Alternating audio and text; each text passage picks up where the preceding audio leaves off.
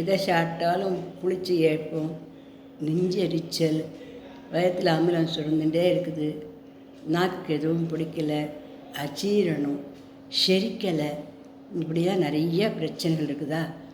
இது அத்தனை பிரச்சனையும் போக்குறதுக்கு ஈஸியான ஒரு வழி இருக்குது.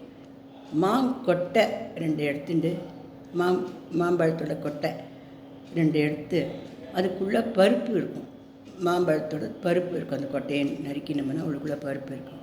அந்த 2 பருப்பு எடுத்து வச்சுட்டு, மணத்தக்காளிக்காய் கீரை ஒரு கட்டு வாங்கி அது இலையும் அதோட போட்டு நல்லா வழுமூன்னு அரைச்சிட்டு வெயிலில் காய வச்சுடணும். நல்லா காய வச்சு அதை நல்லா மிக்சியில் போட்டு பொடி பண்ணி வச்சுட்டு, ஒரு வேளை உணவுக்கு முன்னாடியும் ஒரு அரை ஸ்பூன் வெந்நீரில் போட்டு சாப்பிட்டு வந்தாக்க இந்த அதிகப்படியான அமிலங்கள் வயத்தில் சுரக்கிறது நிட்டமாகி இந்த பிரச்சனைகள், இந்த செரிமான பிரச்சனைகள்லாம் நல்லா நீங்கி நல்லா சாப்பிட முடியும்.